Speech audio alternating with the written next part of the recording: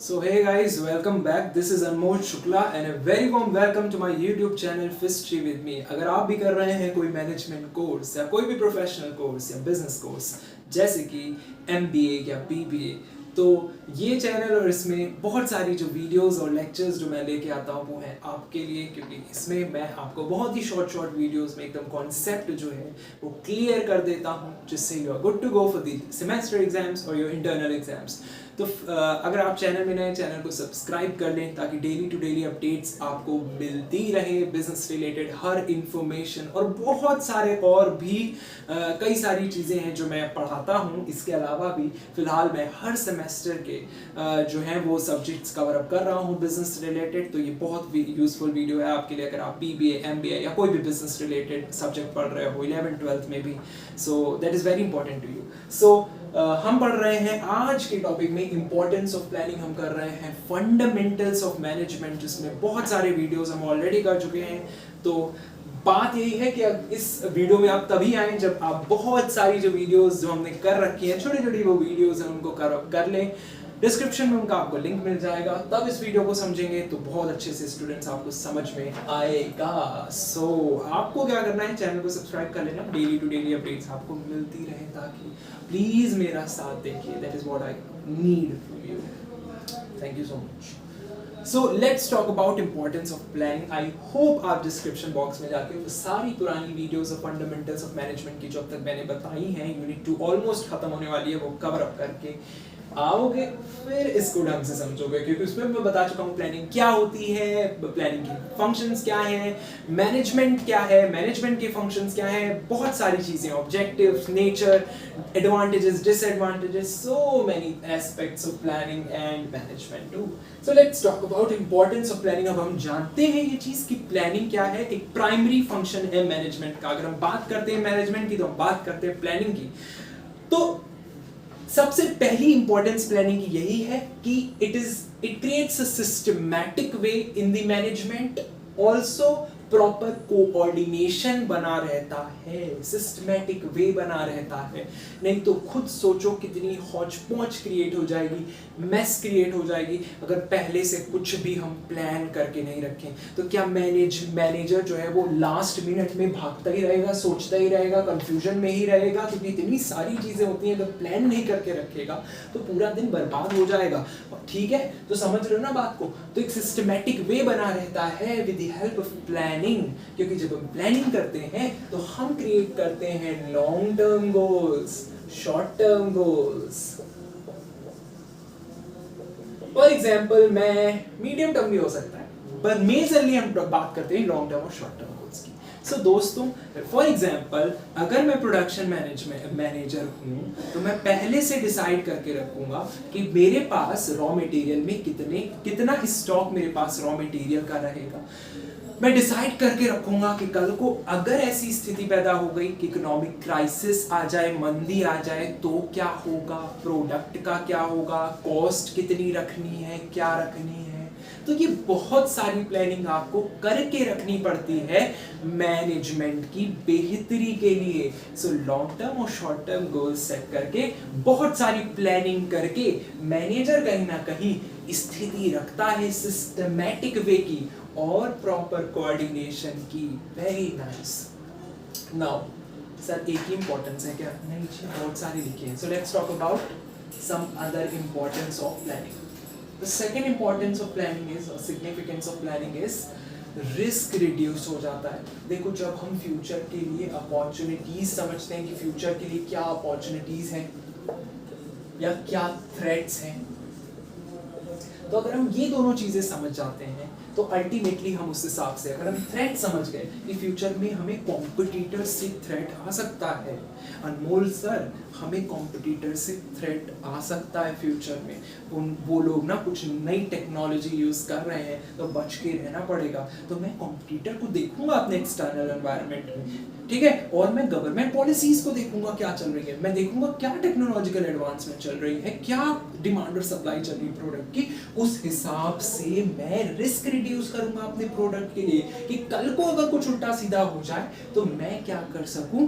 उस पर तुरंत काम कर सकूं। तो जब हम अपॉर्चुनिटीज समझ लेते हैं, जब हम थ्रेट समझ लेते हैं, जब हम रिस्क समझ लेते हैं, तो रिस्क को कम भी कर लेते हैं। लाइफ में भी यही होता है, लाइफ में भी ये होता है कि जब हम समझ जाते हैं कि रिस्क कहाँ है, तो अल्टीमेटली समझना ही उसको कम कर लेने के बराबर है। जब आप समझ लोगे कि रिस्क कहाँ है लाइफ में, तो वहीं पर आपके पास ऑप्शन होता है, या तो कम कर लो या तो वैसे चल रहा है जैसे चलने दो। तो मैनेजर क्या करता है, अपॉर्चुनिटीज और थ्रेट्स को देख लेता है, फिर उसके पास ऑप्शन होते हैं कम करने के। ठीक है, सो रिस्क रिड्यूस हो जाता है जब हम प्लानिंग करते हैं। समझे बात को? Very good. जब हम प्लानिंग करके रखते हैं बेटा, तो मैनेजमेंट जो है एक राइट डायरेक्शन में जा रहा होता है। सर क्या राइट डायरेक्शन यही है? नो, राइट डायरेक्शन तो ये भी हो सकता है, राइट डायरेक्शन तो ये भी हो सकता है, राइट डायरेक्शन तो ये भी हो सकता है। गोल गोल घूम गया। It doesn't really matter as long as हम सही डायरेक्शन में जा रहे हो। तो राइट डायरेक्शन का मतलब क्या है कि proper instructions, proper flow of information हो रही हो, प्रॉपर इंस्ट्रक्शंस दिए जा रहे हो। और प्रॉपर इंस्ट्रक्शंस तो तभी दोगे जब प्लानिंग करके रखोगे, नहीं तो खुद कंफ्यूज रहोगे।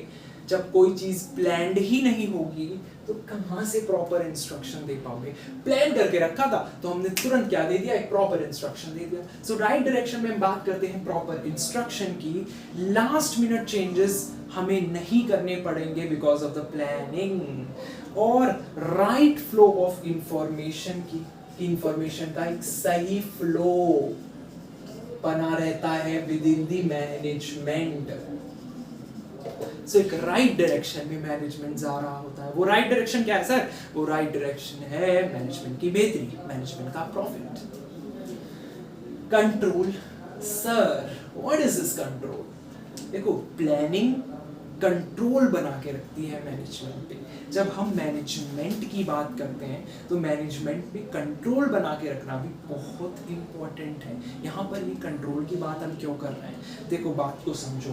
कंट्रोल का यहाँ पर मतलब है कि हम बेसिकली एक बात समझो, मैनेजमेंट की जब हम प्लानिंग कर लेंगे, प्लानिंग के आधार पर हमें ये भी तो देखना पड़ेगा कि भाई ऐसा है क्या कि सिर्फ प्लानिंग ही कर ली? नहीं, बात को समझो। जब हम प्लानिंग कर लेंगे तो हम ये भी तो समझेंगे कि भाई जो एम्प्लॉय है, जो काम कर रहे हैं, जो वर्कर्स हैं, क्या उनकी एक्चुअल परफॉर्मेंस प्लान के हिसाब से है कि नहीं? क्या वो प्लान के हिसाब से काम कर रहा है कि नहीं कर रहे हैं? तो ये सुपरवाइज करना, ये कंट्रोलिंग पावर रखना बहुत जरूरी है। कंट्रोल का यहाँ पर मतलब है कि प्लानिंग कंट्रोल क्रिएट करती है कि हम कंट्रोल कर सकें। प्लानिंग क्या चीज इनिशिएट करती है, ओरिजिनेट करती है कि मैनेजर ये देख सके कि भाई ये जो प्लान हमने बनाया है, क्या वर्कर की परफॉर्मेंस इस प्लान के हिसाब से है कि नहीं? बहुत इंपॉर्टेंट है। अगर ये समझ गए, कंट्रोल समझ गए, तो बंदा क्या देखेगा? बंदा यानी कि मैनेजर क्या देखेगा कि भैया वर्कर की परफॉर्मेंस क्या प्लानिंग के हिसाब से हो रही है कि नहीं हो रही है, कि वो अपने ही कुछ कर रहा है। तो ये कंट्रोल में आता है, मैनेजमेंट के ऊपर कंट्रोल है ना। सो यहाँ पर actual performance of an employee is compared with the plan, है ना, जो कि बनाया गया है। अगली इंपॉर्टेंस ऑफ प्लानिंग की डिसीजन मेकिंग में बहुत हेल्पफुल है। जहां पर भी हमें डिसीजंस लेने होते हैं वहां पर हम प्लानिंग के हिसाब से डिसीजंस लेते हैं।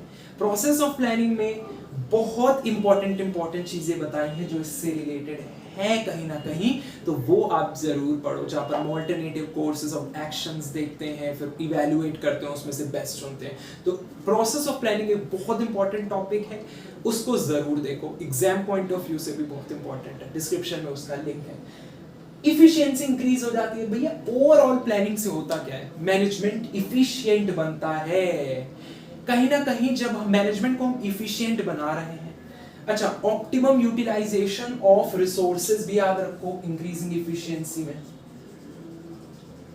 जब हम प्लानिंग करते हैं तो प्लानिंग का यार हर बिजनेस का एक उसूल होता है, वो उसूल होता है ऑप्टिमम यूटिलाइजेशन ऑफ रिसोर्सेज।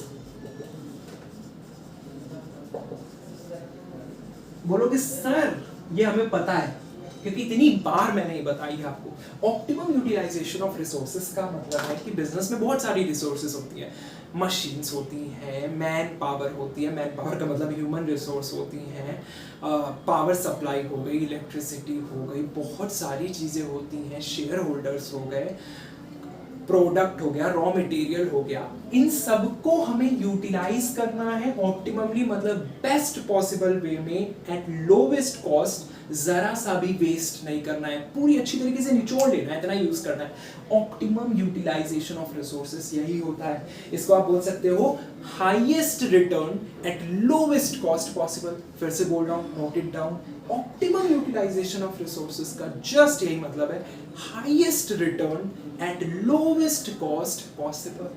तो जिससे कि इफिशिएंसी इंक्रीज होगी मैनेजमेंट की, तो मैनेजमेंट के हर डिपार्टमेंट पे इस बात पे जोर दिया ही दिया जाता है कि ऑप्टिमम यूटिलाइजेशन ऑफ रिसोर्सेज हो, जिसका मतलब क्या है sir, highest return at lowest cost possible. So ये था इंपॉर्टेंस ऑफ प्लानिंग। एक बार देख लो, नहीं समझ में आया तो दोबारा देखो, शेयर करो अपने दोस्तों से, ताकि उन्हें भी बिजनेस रिलेटेड किसी भी टॉपिक में ना हो कोई दिक्कत, क्योंकि मैं अनमोल शुक्ला लाता हूँ, बहुत ही आसान शब्दों में बताता हूँ आपको बिजनेस से जुड़े हुए बहुत सारे ऐसे टर्म्स। वीडियो कहीं भी पसंद आए तो उसको लाइक करो, कमेंट करके बताओ कि वीडियो कैसी लगी, अच्छी लगी कि नहीं, फीडबैक दो कमेंट सेक्शन में, कुछ भी क्वेश्चन पूछना है कमेंट सेक्शन में पूछो, कमेंट सेक्शन का इस्तेमाल करो, as soon as possible I'll try to revert back to you. We'll see you in the next video. Take care.